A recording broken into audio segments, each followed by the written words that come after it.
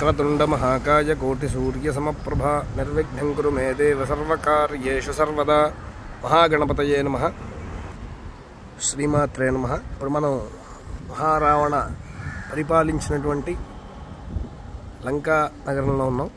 శ్రీలంకలో ట్రింకోమలి అనేటువంటి పట్టణంలో ఉన్నాం।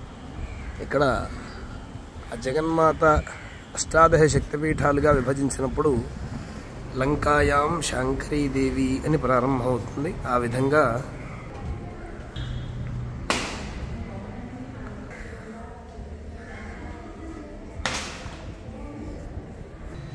ఈ శాంకరీ క్షేత్రం చాలా గొప్ప విశేషమైనటువంటి మహాత్మ్యం కలిగినటువంటిది।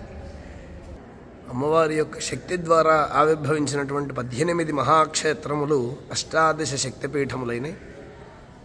ఆ శక్తిపీఠంలో ఒకటి ఈ శాంకరీ క్షేత్రము।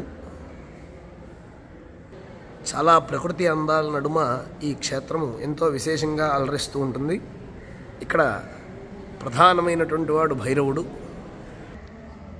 అదేవిధంగా సుబ్రహ్మణ్యేశ్వర రాహుకేతు క్షేత్రములు కూడా ఇక్కడ మనకి దర్శనాన్ని ఇస్తాయి।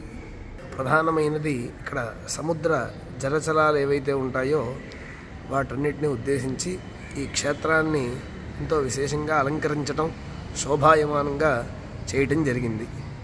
విఘ్నేశ్వరుణ్ణి స్మరించి ఇక అమ్మవారి దర్శనానికి వెళ్దాం।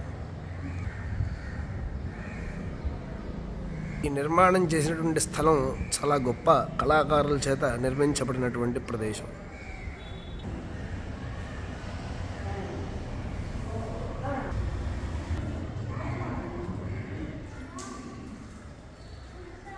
ఇక్కడ మనం చూస్తూ ఉన్నాం అనేకమైనటువంటి చిత్రములు చాలా విశేషంగా కనపడుతూ ఉన్నాయి ఈ క్షేత్రంలో।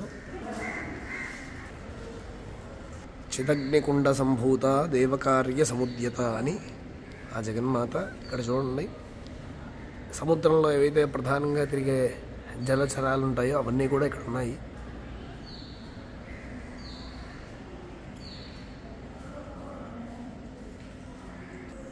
या देवी सर्वभूतेषु मातृरूपेण संस्थिता नमस्तस्यै नमस्तस्यै नमस्तस्यै नमो नमः।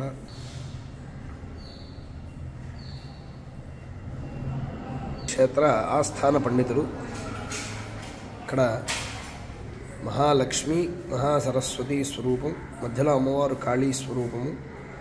ఇక్కడ శ్రీలంకలో ట్రింకోమలి అనేటువంటి పట్టణంలో ఇక్కడ అమ్మవారిని భద్రకాళీ స్వరూపంగా అమ్మవారిని కొలుస్తూ ఉంటారు। ముందుగా విఘ్నేశ్వరుడు దర్శనమిస్తాడు। అదేవిధంగా దండపాణి సుబ్రహ్మణ్యేశ్వరుడు కూడా ఇక్కడ మనకి దర్శనమిస్తాడు। అంటే అమ్మవారి శక్తులు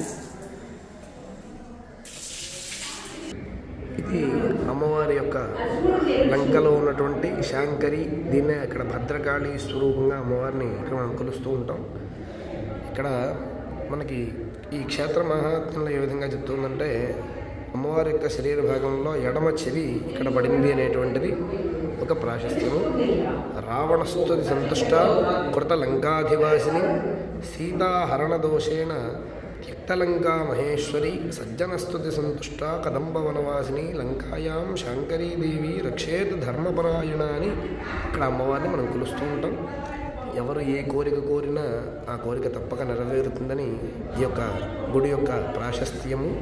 అమ్మవారికి ఎంతో విశేషమైనటువంటి అర్చనలన్నీ కూడా ఇక్కడ జరుగుతూ ఉంటాయి। ప్రతినిత్యము కూడా పౌర్ణమి శుక్రవారముల యందు అమ్మవారికి విశేషమైనటువంటి స్నపన అభిషేకం జరుగుతుంది।